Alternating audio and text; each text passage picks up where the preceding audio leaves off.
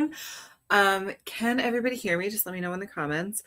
So this is the first time I have done one of these, but basically I don't want to gatekeep information, and I've done a lot of things to make money online. So I want to be here to answer your questions about that. So I'm going to tell you a little bit about myself and how I got started and got to the point that I am at now. In the meantime, I'm going to ask you guys to let me know in the comments what you want talked about first, because I'm going to try to keep this to an hour. If we need to do it again, we can absolutely do that.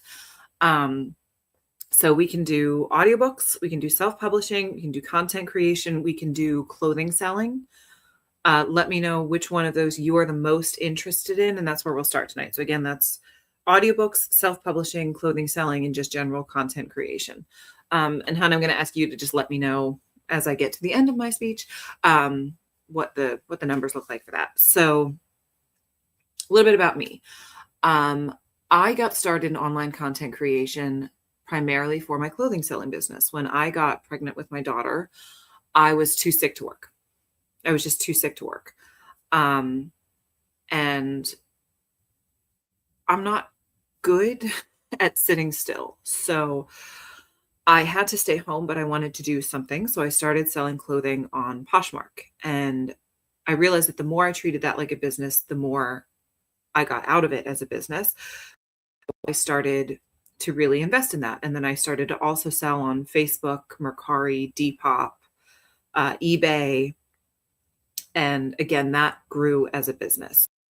So I invested more of my time in that. And I started on social media just to advertise clothing. I never showed my face. I never intended on being a social media person. I was purely doing it for business reasons, because today you have to have a presence online, right? You just have to if you're a business.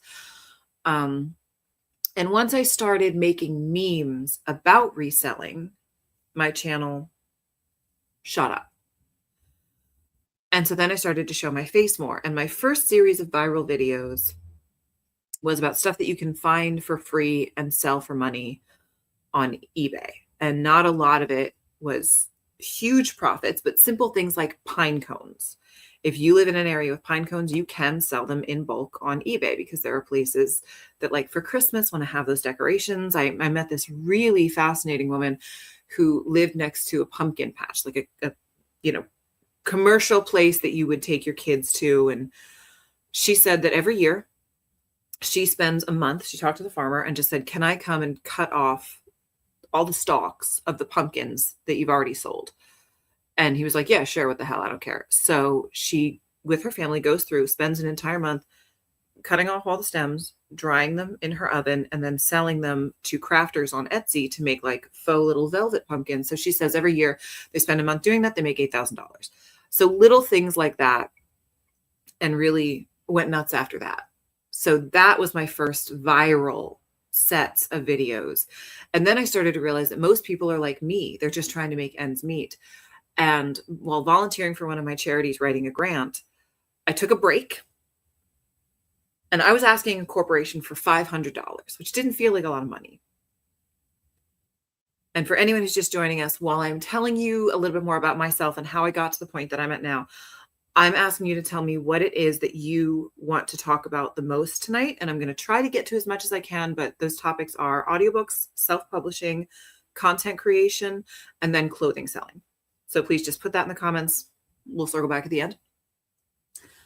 While I was taking a break from writing this grant application for $500, I went to Poshmark and saw a skirt originally priced at $34,000. And I was so struck by that comparison. The fact that I was filling out a grant application, begging a corporation for $500, and someone bought a skirt for $34,000, a casual skirt that was the subject of my first Stupid Rich People Fashion viral video. And from then on, it just went crazy. You guys have seen, again, I never planned on this being my career. And I'm extremely fortunate that it is. I now have approximately 2.3 million followers. In an average week, I reach 100 million people. That is crazy. Like, that's crazy. And I'm very aware of that. So I also want to let you guys know that I am very aware that I'm speaking from a position of authority. New. I'm failing upwards. I don't know what I'm doing. From a position of privilege. When I got pregnant and was too sick to work, I had the ability to stop working. My husband told me, it's okay. I will continue to go to work. You be pregnant. And then after I gave birth, my plan was to return back to work, but I held my daughter in my arms and I said, I can't leave this tiny person. I can't do that. I want to be her mom. I want to stay home and be her mom. And again, he said, okay. So I had every conceivable advantage. I want to let you guys know that from the start. And there's a lot of people that I really appreciate who have an online presence, but also have a full-time job. And I'm so sorry I'm forgetting her name, but there's a reseller I really look up to who is a full-time nurse. I don't understand how you can be a full-time nurse and then also do all of this content creation. She's amazing to me. So this is not easy. And I've had a very long road to get here. But I've learned a lot along the way. So what I want to do is help you guys with any aspect of that.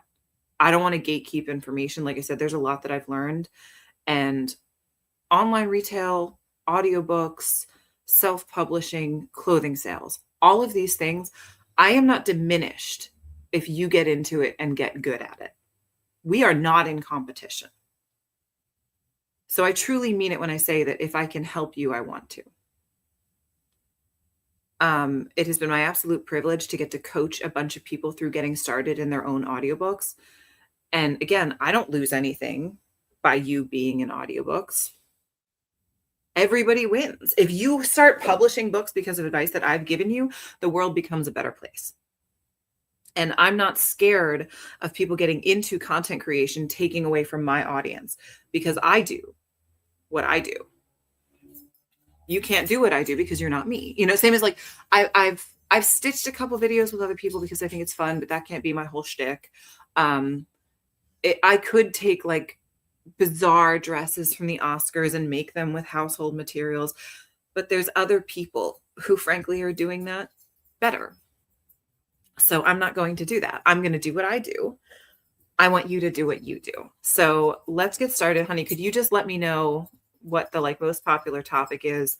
I'm going to go over the basic information that I have, and then I'm just going to try to answer the questions that you guys have. And again, if this needs to be a series, we can do that, because I mean, there's a lot of information. Okay, so let's start with audiobooks. Could you pin that link? So down in the description of this video is my quick 10-minute tutorial that I put together on the stuff that you're going to need.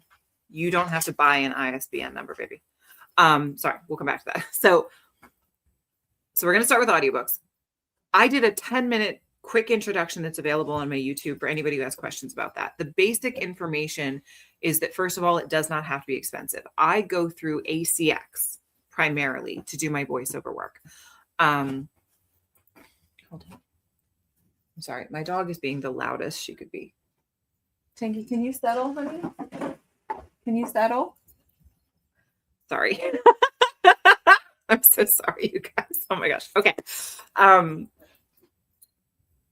I primarily go through ACX. That is Amazon's wing of audiobook production. When you go through that, it puts them available as Spotify and Audible.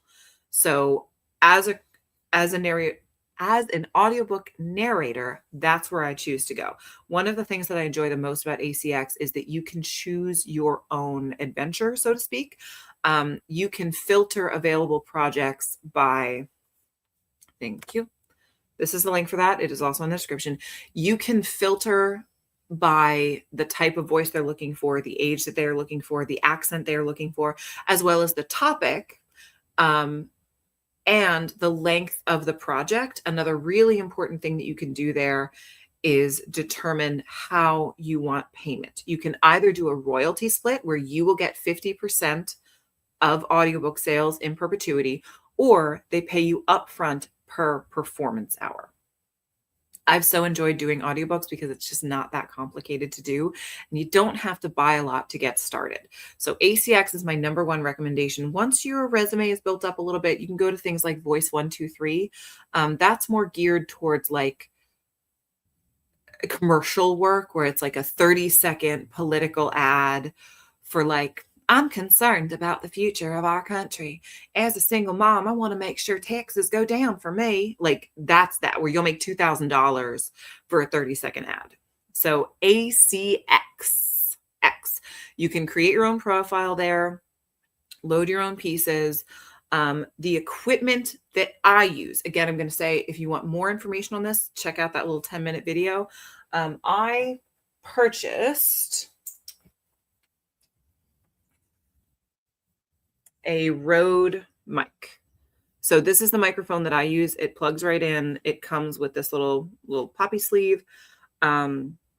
This was about $100, but for me, it's worth it because it comes with the software to record. When it comes to editing, because you will have to edit your own work, and that's the real hard part. For that, I use Audacity, which is a free software. And using those two things, I'm able to completely create my stuff. And I do show in the tutorial, when you're editing, most of what you're doing is taking out pauses like the one I just did. Because conversationally, you're not hearing that, you're not aware of it. But when you're listening to it in book form, it sounds so jarring. And you're also going to take out flubs like that. But that's about it. That's like 90% of what you're going to do, as well as editing out the background room noise that you can do with ACX. So that is just not ultra complicated. It takes a long time though. If you have to record an hour, I would say until you get used to doing it, it's going to take you 2.5 hours because you're going to have to record the hour, which is going to take longer than you think. And then you're going to have to listen to yourself back and take out all of the edits. So it is something that takes a long time to do initially. At this point, when I'm editing, I listen back to myself at 1.5 speed. So it sounds very strange to me to listen to myself at my normal speaking rate because I hate my own voice. Let me be clear about that. But getting into audiobooks, not that complicated. And what I have found is that when you get a couple authors that you like and they like you, those are the people that will come back and keep bringing in that work for you. And audiobooks can be great because it is not a get-rich-quick scheme. Let me be very clear about that. It is not a get-rich-quick scheme, but you are producing a product one time that you can then continue to sell for the rest of your life. So could you give me the link for where they can find my books, please? So if someone comes to me and they say, oh, I love your voice, I want to fall asleep to it, I can say, cool, here's a link to my audiobooks. But then I can also say, what are you into? Because here's 3 sci-fi fantasy books. Here's 3 murder mysteries. Here, like I have enough that I can do that. And I completely agree, Dracus. The Rode mic, which again, I spent around $100 for, I have had 0 problems with it. And I also get to use the software that came with the microphone. So that's been very, very valuable for me to have there. And yes, it is a drop in the bucket of passive income, but it's something that I also enjoy doing. So this is where you can find all of my books. My link tree is down below. This will have all of that information in it. I'm kind of going over a bunch of stuff really quickly. So if there's more specific questions, we'll get into that in just a minute. Let's see. Gonna look back, see if there's any questions we wanna answer right now. Colleen, so yes, if you're gonna do audiobooks, you certainly can aim for like a science textbook. If all you wanna do is just a straight voice all the way through, that's not a problem. I enjoy doing different voices. I enjoy doing different accents. That's just something that's fun for me. So yes, I have done pieces from 20 minutes up to I think the longest is around 20 hours. That's the most that I've done. I personally prefer to do a royalty split with my authors because there's a lot of newer authors that I find really interesting that I want to work with, but that might not be able to afford upfront paying a big sum. And also, let's be honest, again, I'm going to be completely honest with you guys. I have 2.3 million followers. So if I wholeheartedly say, listen, I love this book, you're not going to guess who the killer is, blah, blah, blah. I feel that I can generate my own sales enough to justify doing the investment of that work. And yeah, I love doing different voices for all the characters. That's just fun for me. All right, let's see. Are there any other questions that we have about audiobooks for right now?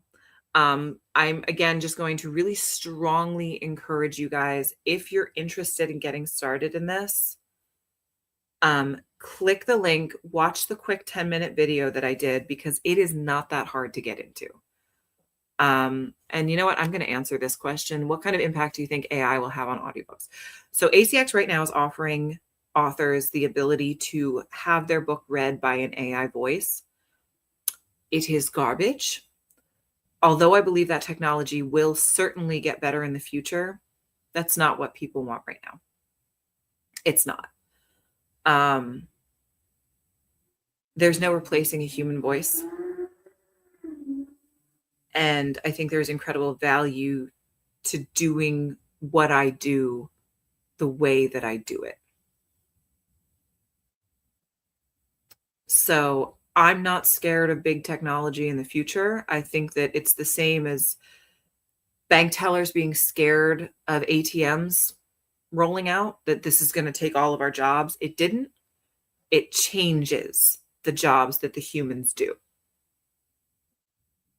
So, a farmer doesn't need to be scared of the plow. The plow removes an aspect of the farmer's job. Absolutely. But it does not take the job away. It frees up time so that you can do something else. So I'm not scared about that. I hope you people are not supporting AI. I understand that for an author, it's a much cheaper option, but I think there is incredible value to a human voice. So I'm not going to stop what I'm doing anytime soon. And yeah, funnily enough, I was cast in my first movie to be an AI, which I think is hilarious, and I absolutely love it. But I do have a computer voice. I've used it many times in recordings. Like it's having a human. You hear the difference. You absolutely hear it.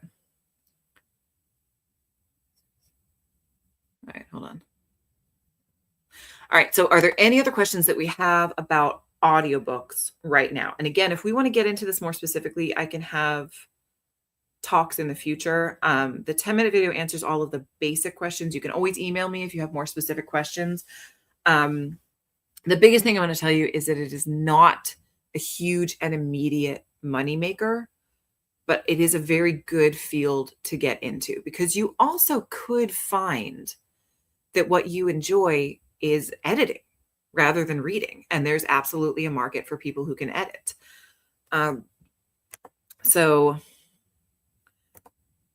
Sorry, Beth, I'll answer your question in a second. So to get started on ACX, yes.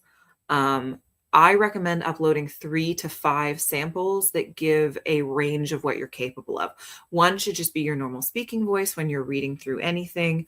I will recommend non-copyrighted things like Shakespeare or Edgar Allan Poe are always popular. And then do something with your accents as well. Give people a chance to look at your range, see what you can do. Um, Let them know what sort of accents you can do, what sort of accents you don't enjoy doing. Really let them know where you want to be.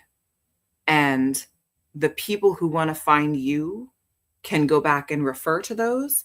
The number one way to get yourself cast: audition, audition, audition.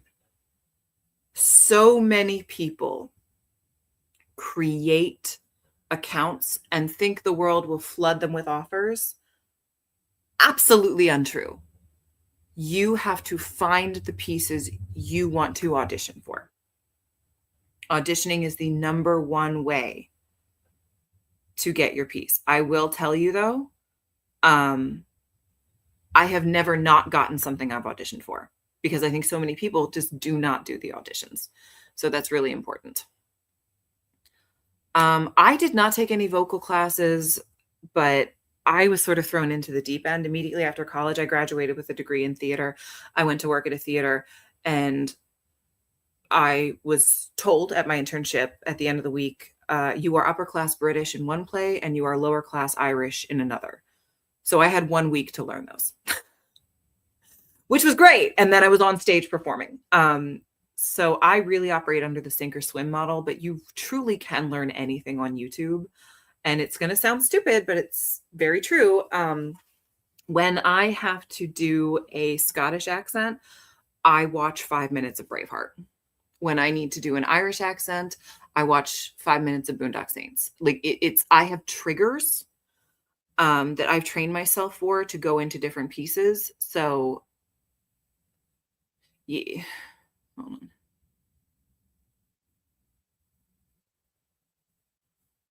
I'm sorry, I don't understand this. Why was a comment saying what vids she usually does deleted? Daberchick, I don't know what you're referring to. Can you clarify that? Well, let's see.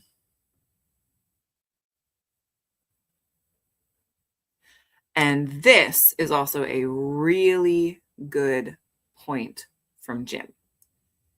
You have to determine what you want to read and what you don't. I know, for example, if I had to read a math or science textbook, I would want to strangle myself to death. Like, that is not my thing at all. I love doing fantasy. I love doing sci-fi. I love doing murder mysteries. So that's what I try to gear more towards. And also, like, you can do erotica. You cannot do erotica. Like, it's completely your choice. Just let people know up front. And again, Beth, I go through ACX. So ACX is Amazon's wing of audiobooks. That allows you to publish on Amazon, on Audible, on Spotify, all of the major brands. Now, do I love Amazon? No. Realistically, that's how we find work at this point. And I always say on this channel, the goal is to be better, not perfect. I would love to say that my personal books that I've written are only available, from like small local bookstores. That's just not possible right now. No, hold on just a second.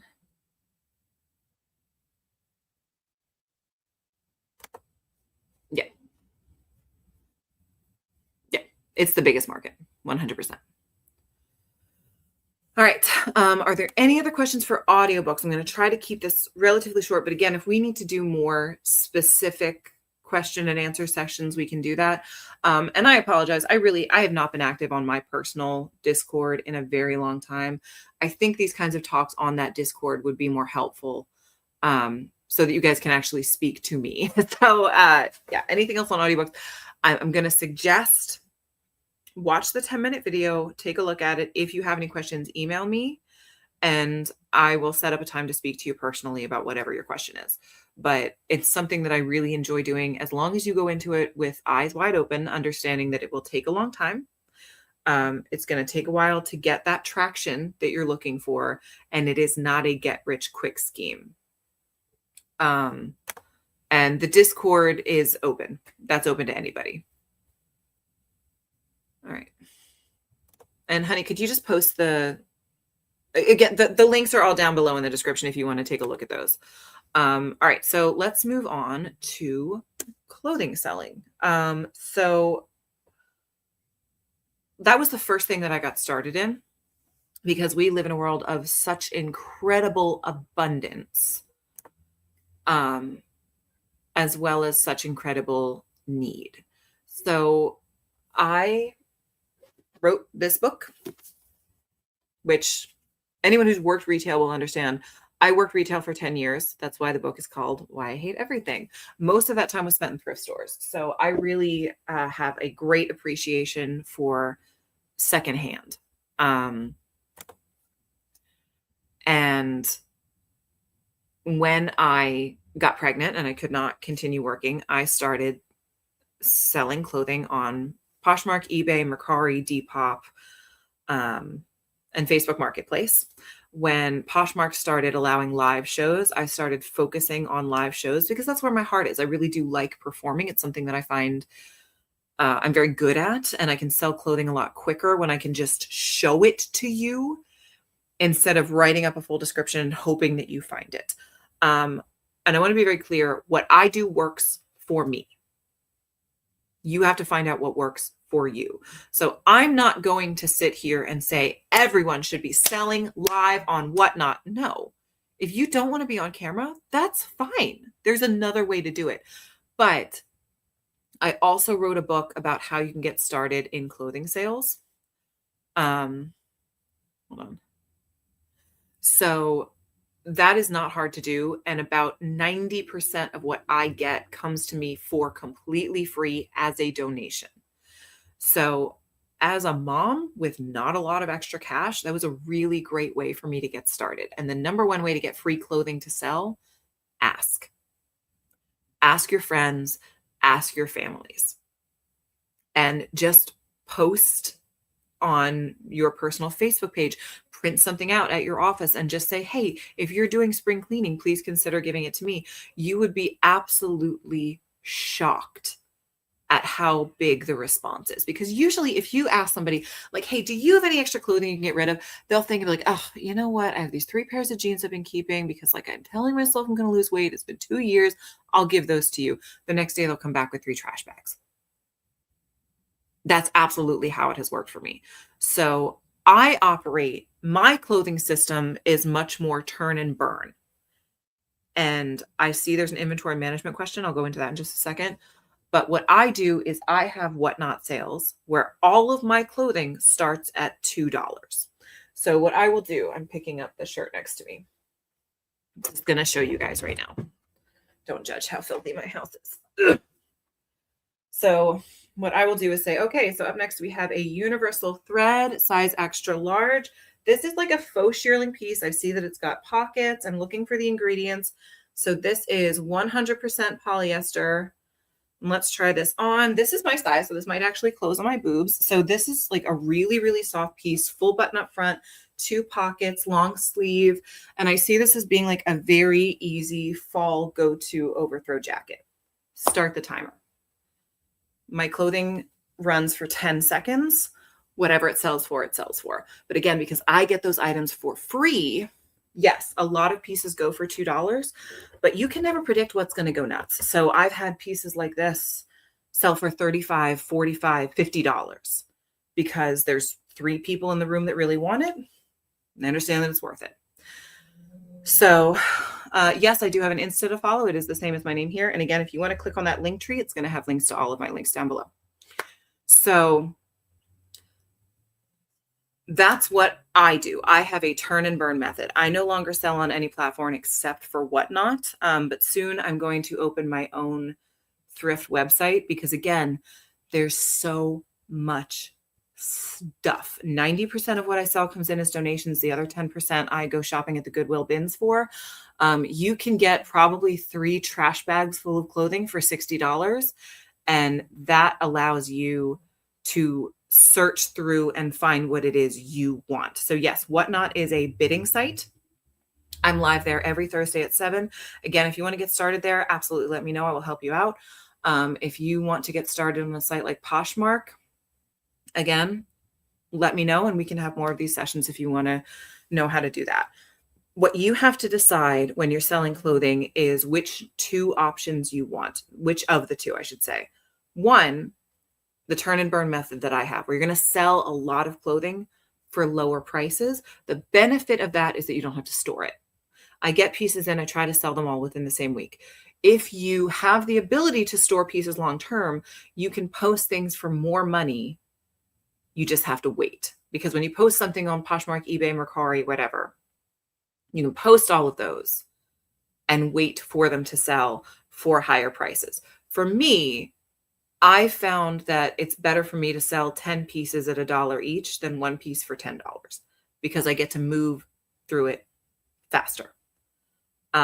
I do have an inventory system that I use that I will be using for my online thrift store.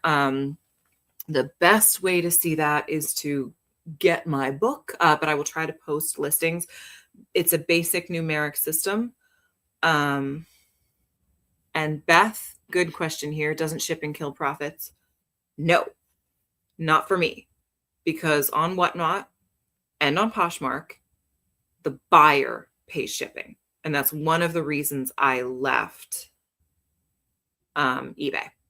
Because eBay, if you do it wrong, you can really lose out on shipping. But no.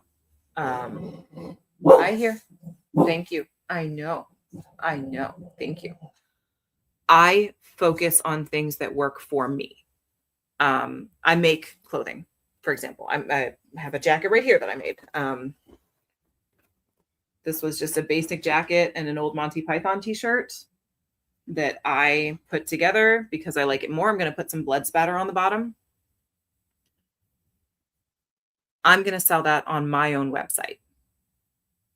Etsy did not work for me because you have to pay fees for each item that you list. You have to wait a long time and you essentially have to pay your own shipping. Was not for me.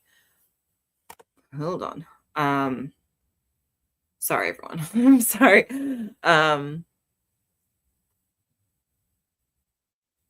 What's up, girl?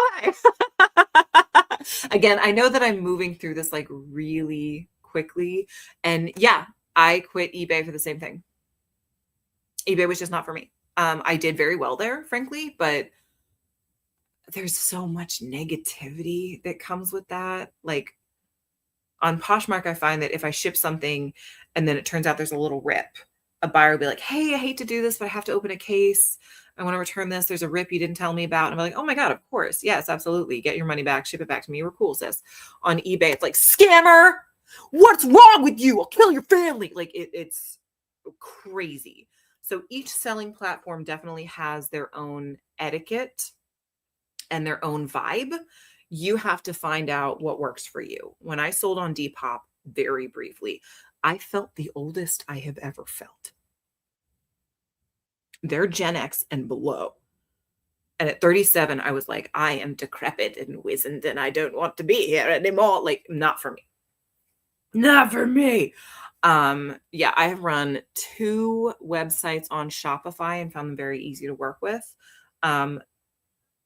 Creating your own website is pretty easy. Getting people to go to your website, very difficult. I had my own thrift website years ago. Before I really blew up, I thought I have 5,000 followers on Instagram. I'm going to start my own business and I'm going to do amazing. No. You get about a 1% return on your followers. When you ask them to do something, you get a 1% return. So I didn't make a ton of sales on my first site. I did okay. Now that I have the numbers that I have, I'm going to try again because I really enjoy thrift. It's something that I want to do. I love clothing. You guys know how I feel about fashion. But there's a lot of ways to be a clothing seller. And that's the point that I'm trying to get across. So again, if we want to do more of these sessions where we talk specifically about that, There's a lot of ways you can do this, but I do want you to know it is possible because other people have done work. So I'm opening a thrift website for myself, but I have the numbers to support that. Again, around 2.3 million cumulative followers. I have the numbers to support that now. If you want to get started, I would say sell on Poshmark, sell on eBay. Give yourself a month on each platform and see if you like it or not. And if you don't, leave. Do not waste your time. Give it a month. If you don't like it, leave. And if you start selling on Poshmark and you like it, and then you start selling on eBay and you like it, and then you start selling on Mercari and you like it, you can do all of that. It pays to invest financially in yourself. One of the best things that I did for myself when I was a full-time reseller, and again, link in my bio,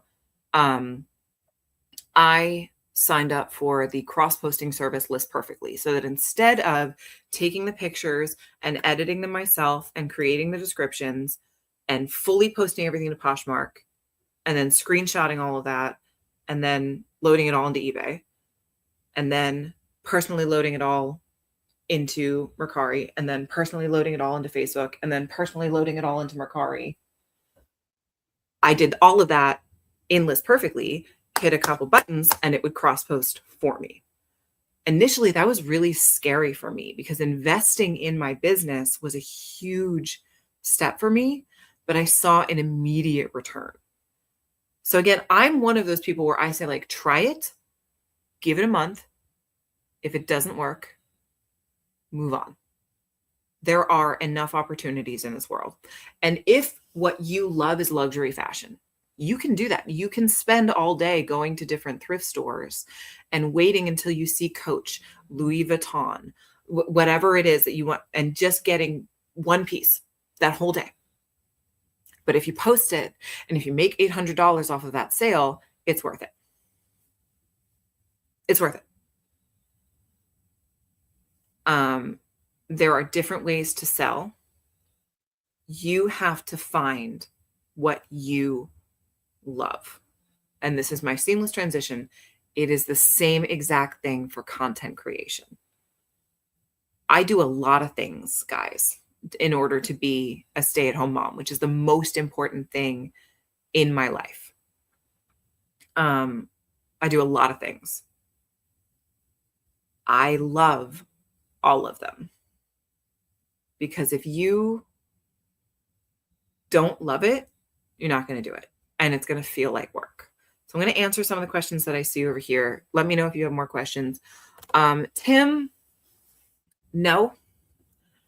I don't like charging people. I'll be honest, I don't.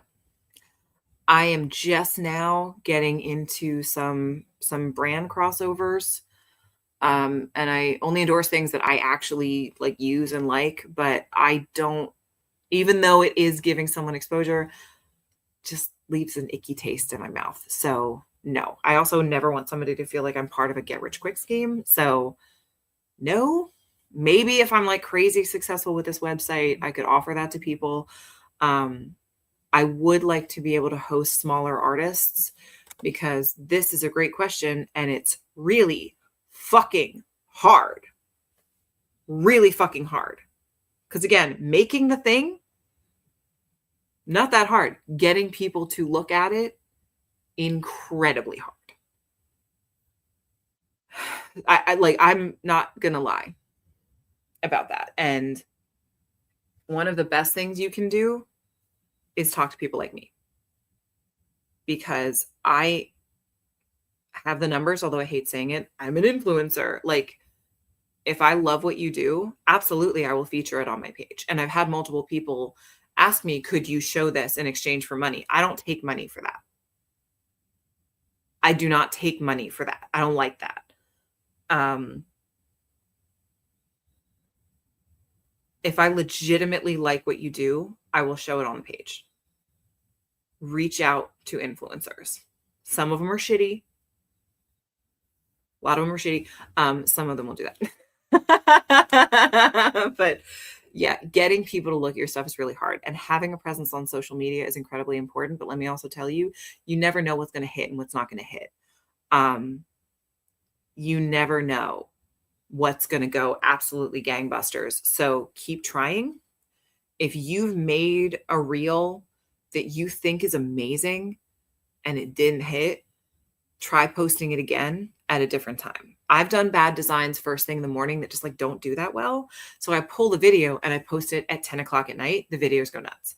It could be that what you're posting is just the people who watch that video are not there at that time, or it's the wrong subject matter for that time of day, or you're posting something that maybe is like a little risque. Like if you make lingerie and you're posting that at noon, maybe women don't want to open that in their phones in the office and have people be like, what are you watching? So maybe that needs to get posted at 10 o'clock at night. Like there's a lot of reasons a reel could not be successful. But if you believe it's funny, if you believe it's informative, if you believe it's good, keep trying.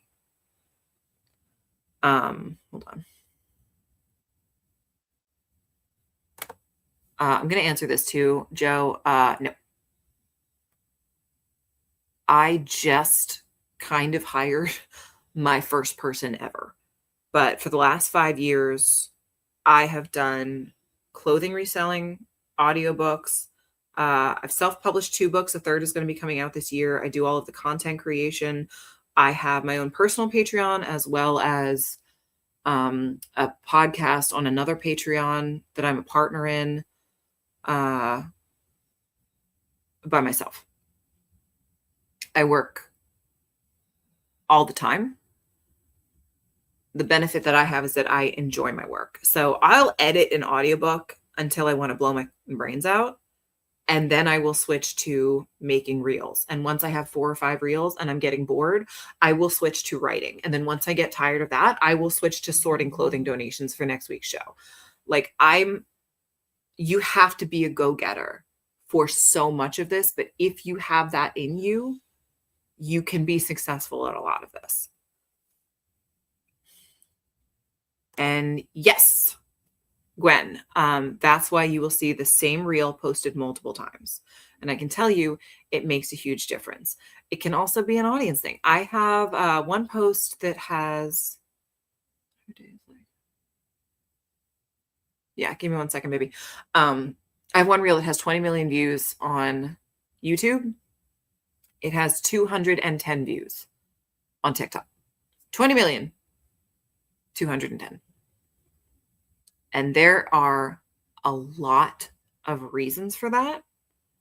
One of them is the way the algorithm works. And I want to take a minute to explain that to you guys because it's really important if you're into any kind of content creation. Basically, when you post a video, TikTok, Facebook, they will show it to a very small circle of people. And depending on how that video does in the first 2 to 3 minutes that it's posted, if that small circle of people watch the video all the way through, share it, save it, like it, comment on it, then it will get shown to a larger group of people. Same exact thing, 2 to 3 minutes, depending on how it's responded to, larger group of people. Depending on how it's responded to, larger group of people. Depending on how it's responded to, larger group of people. Depending on how it's responded to, larger group of people, which is why on a site like Facebook, on those For You pages on TikTok, if you look at the count of the videos, it will be 163,000 likes. They're showing you something they believe you will like. Pay attention to what you're seeing. Pay attention to the number of likes. You only see the really popular things. And that's why. So the first 10 minutes of your reel will most likely determine its success overall. And I've done it before. I've posted a video. It doesn't do great. I immediately pull it. I'll post it a couple hours later. Gangbusters, crazy. What the fuck is happening? It absolutely works that way. And that's why you'll see content creators like me say, like and subscribe. We hate saying it. I want to kill myself every time. Like and subscribe. It does help. because if you are subscribed to me, if you have liked previous videos of mine, it is more likely that you will be in that small group that gets to see the video first. And then depending on how that does, it's going to get bigger. So just the next time you're doom scrolling, pay attention to the number of likes. It's extremely unlikely that you will see anything that has less than like 20,000 likes on it, because you're probably in one of those bigger circles. You only tend to be in one of those smaller circles if you have previously responded to that specific content.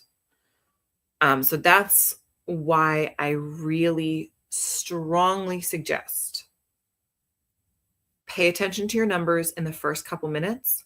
If it's not doing great, pull repost. Pull repost.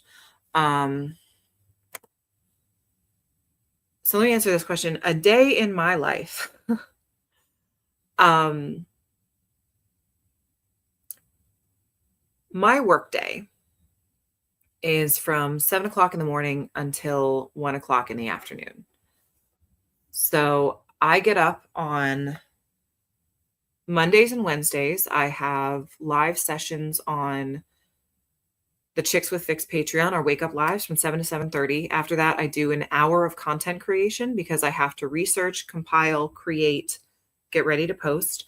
Then I do audiobooks. I stop at 1 because my primary job is mom. And 1 o'clock is when I need to start to get ready to get my daughter from school. I then have her. I do mom stuff until like 6:30 or 7. That's when the second part of my workday starts. So Mondays, I do movie night live streams on the Chicks with Fix Patreon. Tuesdays, I do the comment section on my personal Patreon. Wednesdays, family dinners. Thursdays, I do my live sales on Whatnot. Friday is I try to have some personal time. We see how that goes. I have my daughter every other weekend. So the weekends that I have her, I don't work. That's something I've had to accept because she's 7. She's still at an age where she wants to be with me. And I'm really trying to not fuck that up, honestly. There are times where I have to work, like now. She's set up in front of the TV with a snack because I had to schedule this for now. But I'm real busy. So the time that I do have, I work. And I've gotten really good at multitasking because I'm not good at sitting still. As soon as I feel comfortable with something, I tend to find a way to do more. So like I will be researching new potential content while I am listening to audiobooks and editing my audiobooks, because I've gotten to the point where I'm good enough at this now that I'm not really listening to what I'm saying. I'm just listening for pauses. I'm listening for myself to cough. If there's some sort of break in the text, or if I hear myself repeating a phrase, that's enough to like break me out of that mental fugue state and go in and fix the thing. But given the amount of work that I do, I have to double up on tasks. So I do work like that. So that's the best approximation that I can give you for a day in the life. Again, I want to be really honest with you guys. I make a full-time income, but I work really hard for that. And you have to work a bunch of different ways and you don't know what's going to hit. Yeah, Becca. So I recently started seeing a therapist because I'm trying to do better. And one question she asked me is like, what do you do for self-care? And I stared at her for 20 seconds. And then, and she said, okay, that's not good. And so I then explained to her like, well, I legitimately love all of what I do. I love my jobs. I love all of them. So I do one job that I love. And then when I get burnt out on that, I switch to another job that I love. And then when I get burnt out on that, I switch to another job that I love. And she's like, yeah, that's not good. Like, that's not healthy. So she said like, okay, well, what do you do to relax? And I was like, well, hold on. Hold, please. One thing I love to do is any shirt that's too boring, like this completely plain turtleneck. This is boring and I hate it, and we're moving into spring and I don't think anybody's going to want it. So I like to take pieces like this and cut them up and make t-shirt yarn. And then I take the t-shirt yarn and I make bags like this. I love doing this, and it's something that I can do that is still helpful to my businesses because it's still all about recycling, and I'm going to sell products like this on my personal website. But that's still work. And that's something my therapist has been trying to get me to understand, is that it's like, if it's monetized, it's still work. And I'm trying to get her to understand that it's like, yes, but I feel good doing this. I feel good because it's something that I get to do with my hands. And it is something that I can turn around and use to make money on. And I get to tell people this is made of upcycled bags and maybe inspire them to make stuff too. Like, I love what I do. So in terms of self-care, I don't really do that. And I know that's a problem. And I'm glad you asked that question, because I want to be upfront about the fact that, again, this is really hard. And if you want to do this, it's very possible, but you're going to have to work a lot. And I'm saying this as someone who has, again, over 2 million followers. I make a full-time income. If I take a week off, that's gone. I want to let you know that too. That is gone. YouTube has banned my channel multiple times for various different reasons. One, for supporting violent extremism and domestic terrorism, which dog fashion. And I'm sorry, I am going to come back and answer some of these questions. When I'm gone, very few people reach out and say, hey, what happened? Most people don't know my name. Most people don't know my channel name. They don't think about you when you disappear. A week later, when my channel is unbanned and I'm back and I'm reposting, they'll be like, oh, hey, I missed you. That's the extent of it. So when I'm on vacation, which I don't do, I have to keep posting. If I know that I'm going to be like visiting my parents and we're going to be going to see a play or something, I have reels saved in my phone that I will load at intermission, because you have to keep working. So I want to be very clear about that. There is no vacation. There is no stopping.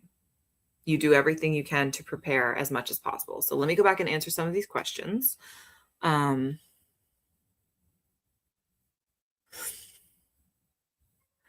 right, let's see. Sorry, I'm going to go back. Beth, this is a really good practice to get into. I personally do not, because this bag would be $80 and I know that no one will buy it for that. And again, that is my self-care activity. But if you are a handmade seller, that's definitely worth doing. And yeah, Gerald. Hello, everyone. This is Gerald. He's one of the authors that I do audiobooks for.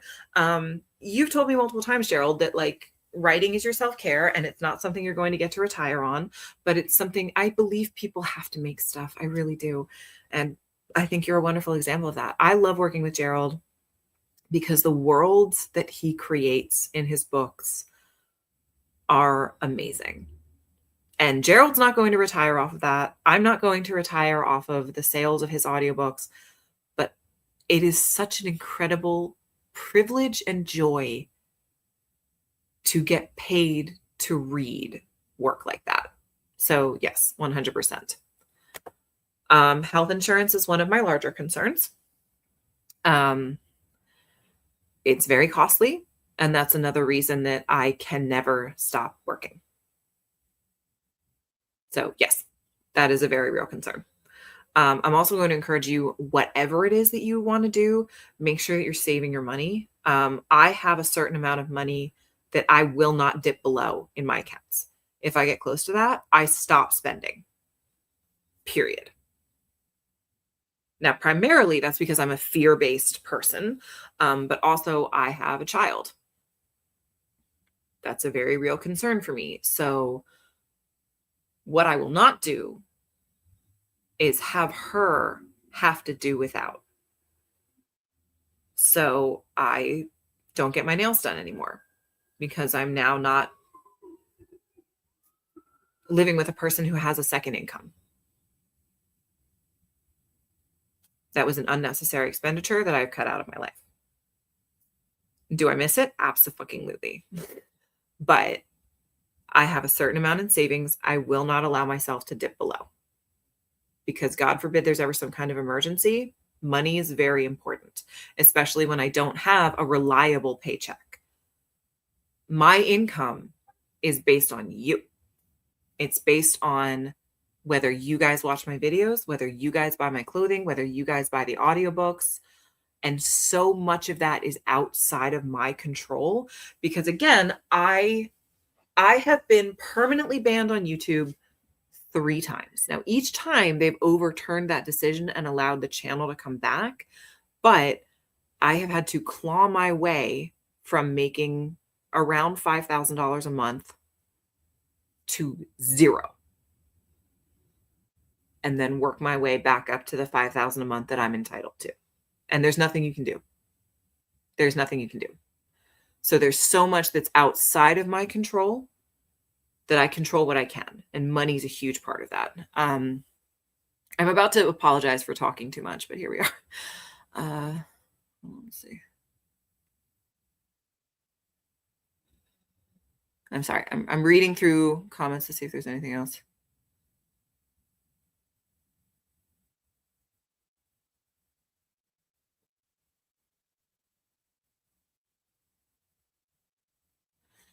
So fight against the thought that you lose when you don't post. I wish to God that were true. But when I post a video, the algorithm determines whether or not you will see it. And if I have not been posting regularly, no. If I don't post in YouTube, the first video that I post tends to get 5,000 views overall, when my average video will get around 60,000. So, nope. This is my full-time job. I have to treat it like a job. I'm not saying that to be like, you're wrong, idiot. No.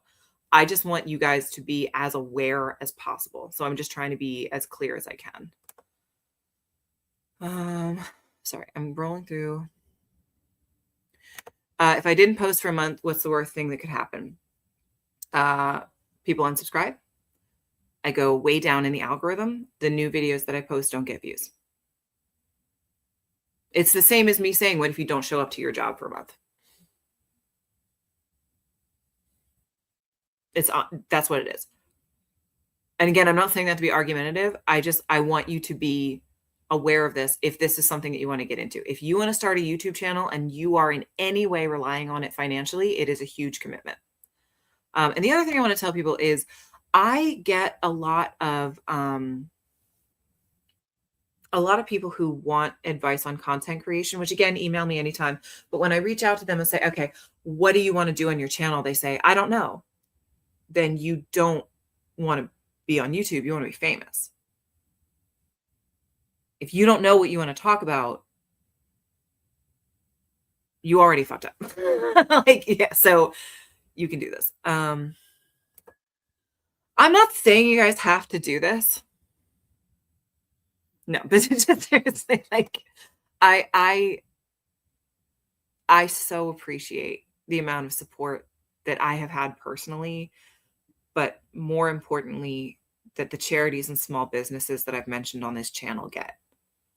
And again, I'm speaking from an extremely privileged position in having the ability to do what I do. But like for my birthday, when I posted about the GoFundMe, you guys raised $16,000 in less than a week. That is insane. And that's not something I intended. I never thought that this channel would have that kind of community behind it. And that's you guys. I have to plug this in. So you're all going to see my butt for a minute. So just bear with me.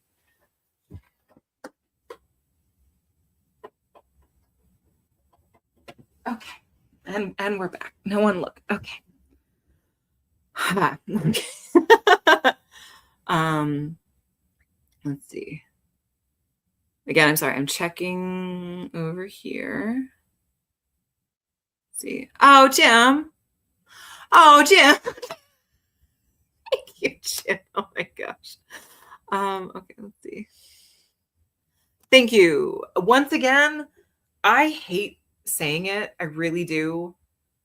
Being subscribed helps. And whether you want to start your own content creation or whether you're just like looking to help a friend who does it, like, subscribe, comment, share. It fucking matters. That is the lifeblood of what I do. Even watching a video to the end makes such a huge difference because it's all algorithm based. And that helps with the algorithm. Let's see. Joe, right now we are only on YouTube. This is available to be rewatched through YouTube. But if people want more of these, like, not one-on-one, but more personal mentoring sessions, I'm absolutely happy to start doing this on a more regular basis on my Discord. Audrey has been doing an amazing job on my Discord. I have not visited it in about a year, I'll be honest. Because my life got too busy. Life got in the way of business. Something had to drop. Unfortunately, it was that. But if this is actually helpful to you guys, I'm happy to do more of that. Okay. All right. What else we got?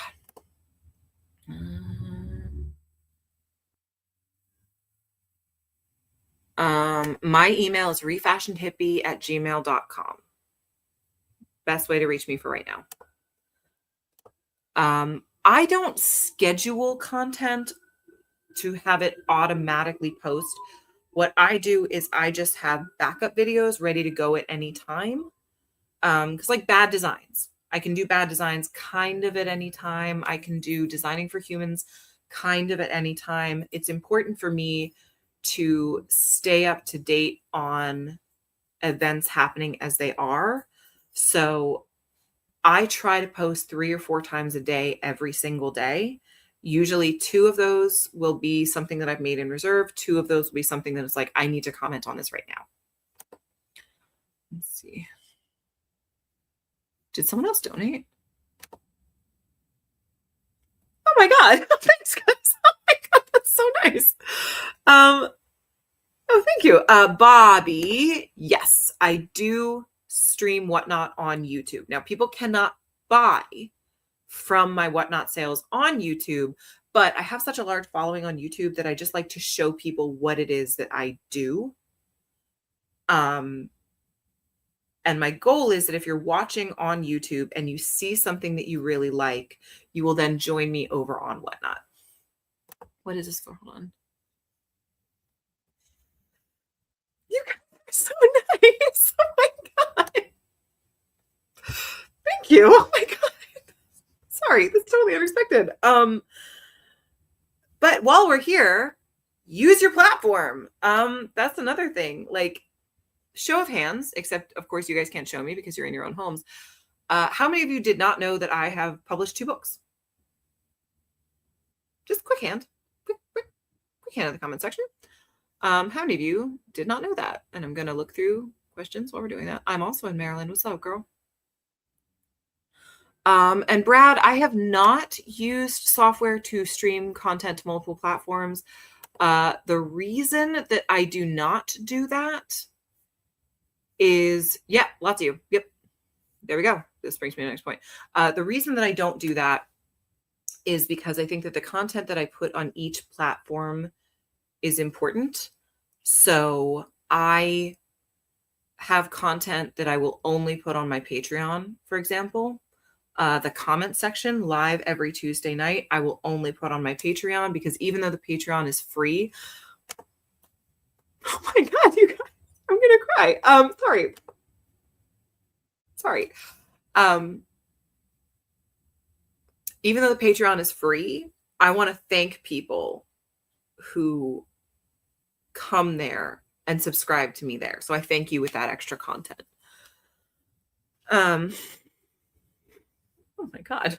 And boo, I'll get to that in just a second. But yeah, so show of hands for who didn't know I was a published author. That link has been in my bio for 3 years now. I talk about it at least once a month. But again, what you see is determined by the algorithm. And the reels where I'm talking about my personal accomplishments, they're just not as fun, right? They're just not as fun. So that small group that we talked about tends to not respond to it as well as like the bad design videos, because those are just funnier, they're more enjoyable. So those are more likely to get shown to the larger audience. So, Bobby, thank you. Oh my God. You guys, thank you so much, you guys. Oh my gosh. Yay. Sorry. Sorry. My overall point is shout it from the fucking rooftops. Whatever your accomplishment is, whatever it is that you sell, say it over and over and over and over, because not everybody is going to see it. And a lot of you I know have been telling me you're new here. A lot of you are not new. And you didn't know that I do audiobooks, that I wrote 2 of my own, including this one, links in the bio. I did the audiobook version of this. That was my first ever audiobook. I have clothing sales on Whatnot. I have tutorials on how to do basic things like this. I have 2 Patreons. There's a lot that I do, but you have to constantly say it. And no, I do not do OnlyFans. I get asked that question a lot, and I'm aware of my tits. Let me be clear about that. I don't in any way look down on men and women who choose to do OnlyFans, but it's not for me. It's not something that I want to pursue for a number of different reasons. The spiciest that I get is Sarah and I film our Chicks with Fix podcast in lingerie.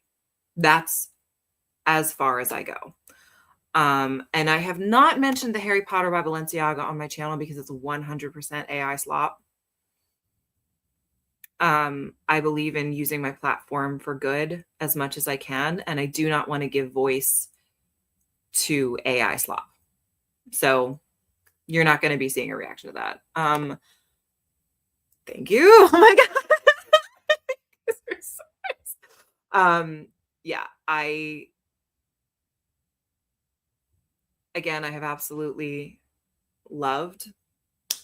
No, Jay, no, I'm sorry.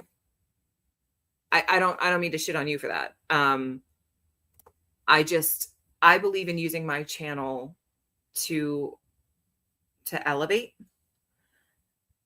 And I know that might sound stupid because what I do is like try to fucking tear down rich people shit, but it is such an incredible privilege to get to highlight small businesses that I believe in, charities that are doing important things in our world. And even though I know that if I did a reel responding to the Balenciaga Harry Potter shit, it would go really well, I don't want to. I don't want to encourage people to use AI when I think that human voices are the most important thing. So I try to be very careful about what I mention and what I don't mention. The other thing I want to say is, you guys have all seen it. I do not discuss politics on my channel. I do not discuss my faith on my channel. And there are very specific reasons for that. And it's not because I'm afraid I'll lose followers, which is true. No matter what I said is true. If I say that my favorite color is red, people who love blue are like, bitch, like whatever you say online is controversial at this point. Sorry. But I believe that there's value in comedy. Oh my God. You guys are the fucking best.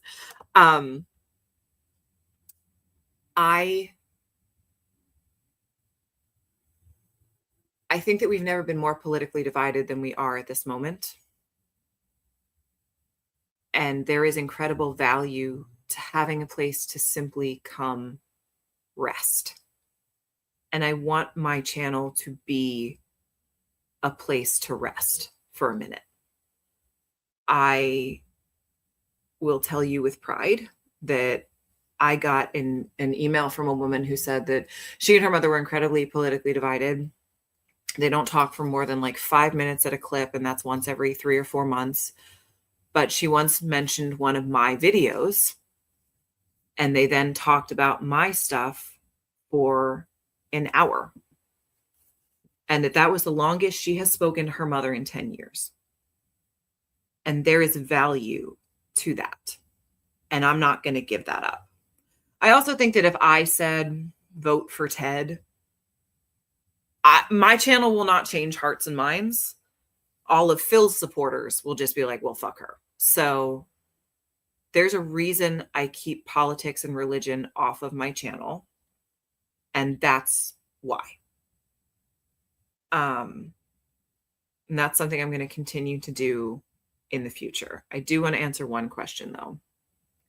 Sorry, just a minute. Sorry, it's way back.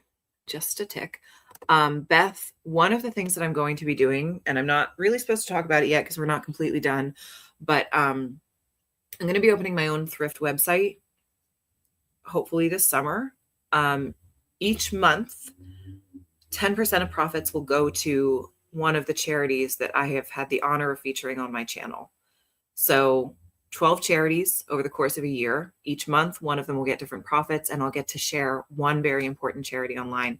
That's what I'm going to be doing in the future, so that I get to focus on 12 charities. There are so many people in this world doing such incredibly good and important work. And I'm going to tell you right now, because it's something I've learned about myself, whatever skill set you have, you can use it to do good. And that's how I'm going to do my best to do good. So on my thrift page, there will be a brief look into those 12 charities. But yes, that's something I'm going to be doing in the future. Oh, that was not the question. This was the question. I'm sorry. But I will be fixing that, Beth. Thank you. I did not know that. Thank you. Yeah, just like Jen's saying here. Yes.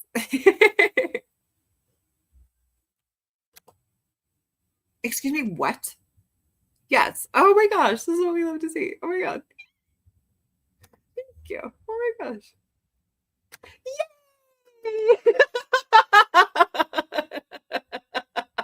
Thank you guys so much. Oh my gosh. All right. So let me know, are there any other questions that we want to answer right now? Also, it just seems like we might want to do more of these in the future. I know that this was not really like an in-depth conversation. I know there's a lot to go over, and we can certainly talk more. I'm going to try to do these more in the future if it seems like something that would help you guys. But the overall takeaways are just, A, you can do this, and B, it's really hard.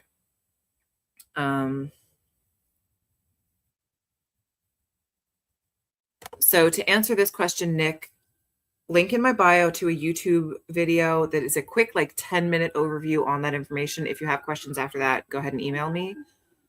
The biggest hurdle that I had when I first started developing my platform, embracing myself. I had around 5,000 followers on Instagram, and then I decided to really invest in social media and start expanding to other platforms. One of the biggest, just gonna drop that there for a minute. One of the biggest problems that I had is that, I'm gonna cry. Let's all get ready. Growing up, when I was in middle school, when I was in high school, when I was in college, I knew I was ugly. I didn't think. I knew. I knew that I was ugly, and I just hoped that one day someone would be able to see past my looks and see that I'm caring and intelligent, and that didn't happen in high school and college. I was always someone that my male friends came to talk about the girls they were interested in. I was never the one that they were pursuing. So when I started showing my face, you'll see it in older videos. I always used filters. And I didn't just use filters, I used filters that changed my jawline. They made my lips bigger. They put makeup on my face. And I used to think if I could if I could look like that, I would like myself. And I really struggled with that. But once I took those filters off and I started being my authentic self, that's when I started really connecting with people. And it sounds so stupid to say it, but it's completely true. Like the people who are attracted to you, and I don't just mean physically, I mean like in terms of friendship, if you're putting on a mask, they're attracted to the mask. They're attracted to the person you're pretending to be. So once you drop that, once you are yourself, you're going to find the people who actually like you. You're going to find the people that want to be around you. Thank you. And that's what I started doing. So now I don't use filters. I don't really wear makeup because I don't care. I'm me. And the people who have stuck around actually like me. So that was my biggest struggle, was letting people see me. And allowing people into your life like that on social media can be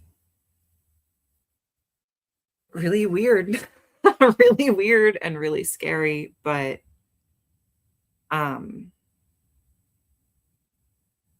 I can honestly tell you that some of my biggest supporters are people that I'll probably never meet in real life, but they know me. They know who I am and they want to be here. So it's a very long answer, but that was my biggest struggle. And now I'm someone who really embraces body positivity, and I'm learning to love myself. But, I did that reel earlier today about Heidi Klum where people are saying, like, "Oh my god, she looks pregnant." It's like, she's 52 and has had 4 children.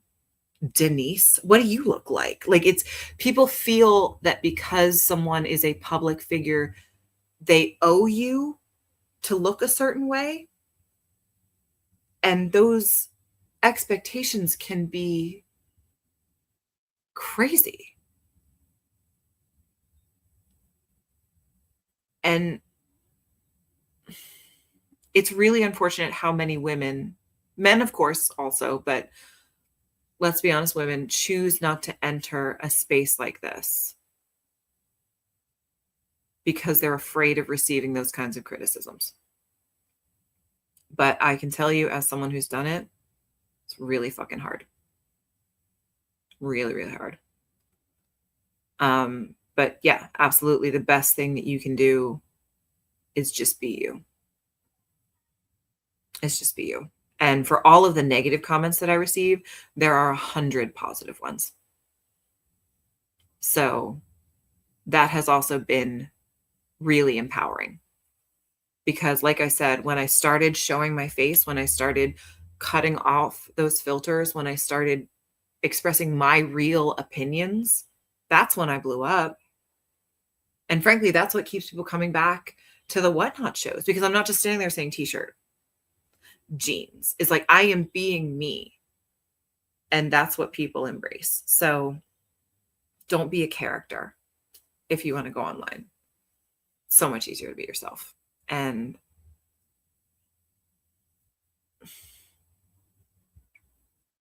that content is ephemeral because it's real. So that was a long answer. But again, I want to be as honest with you guys as I can possibly be. So I've kept everybody for like a really long time. Any last minute questions? Otherwise, I'm going to cut this off. But if we need to do more of these, I think we'll just do some more of these. But again, check out the stuff below. All the people who've been texting me, I have not looked at my phone this whole time. And yeah, if you want to talk more, please consider joining me for a Whatnot show. There doesn't tend to be a huge audience. There are only like 40, 50 people. So we really have the chance to talk because I am stranded there, just answering questions. Let's see. Okay. Oh, thank you. Oh my gosh. Thank you. Let's see. Oh, thank you guys so much. Oh my God. You guys are so sweet. Oh my God. Thank you so much. Oh, thank you so much, you guys. So links to everything is in my link tree down below. That's where you can find my personal book, the audiobook that I did for my book, the audiobooks that I have done. Oh, here's a good question. Hold on. Would you rather fight a chicken every time you have to get in your car or an orangutan with a sword once a year? Chicken. Every time. Chicken every time. Because the thing is, if it's the same chicken, I'm going to learn his moves. Plus, like, break one wing, it stays broken for a couple months. Orangutan with a sword, they're surprisingly strong. I know from experience, and I'm no longer allowed in the zoo. Okay, let's see.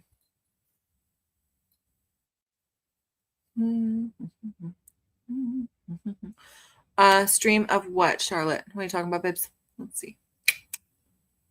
An author panel. It really depends when next weekend, because I'm not allowed to talk about this.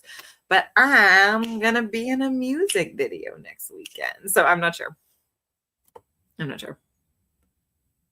Beth, baby, what's up? Get on my level.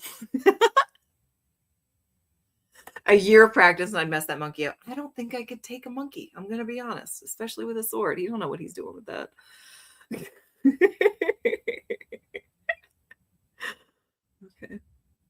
Oh no, Colleen, the orangutan has the sword. You come in barehanded. What genre of music?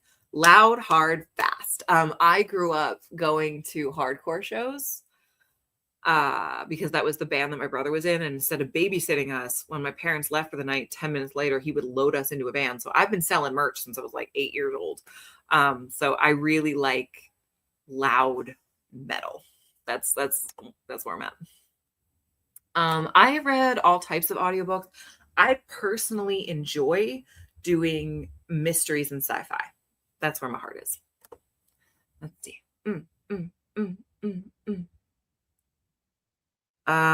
Charlotte, you're gonna have to email me, honey. I'm sorry. Yeah, you're gonna have to email me, babes. All right. Well, I'm gonna let you guys go. Thank you so much for coming to this. I hope it was informative. Of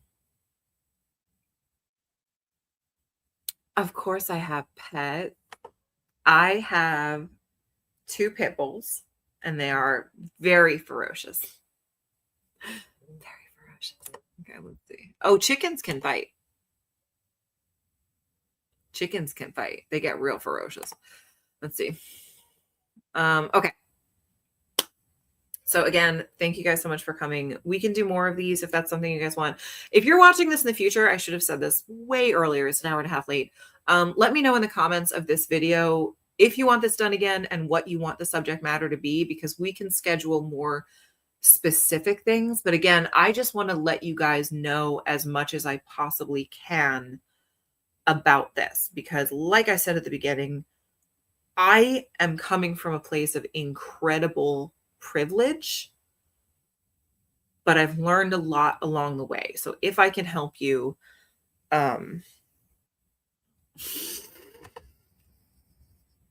If I can help you, I would love to do that. And please feel free to email me. If you want to collab with me, if you want to schedule me for an event, email andrew@refashionedhippie.com. Andrew@refashionedhippie.com. If you want to collab, if you want to schedule me for an event. I think that's all we have to say. All right. Yeah. All right. Okay. I think that's it. I'm just waiting to see if there's any last minute questions. But again, we'll schedule more of these if people find them helpful. Just let me know in the actual comments to this video, not the live chat, if that's something that you want in the future, and the subject matter for that. Because like I could talk for an entire hour about doing audiobooks. But again, check it out. Okay. All right. Well, thank you guys so much. I really appreciate this. And yeah, we'll be back if we need to. All right. Have a good night, everybody. Bye.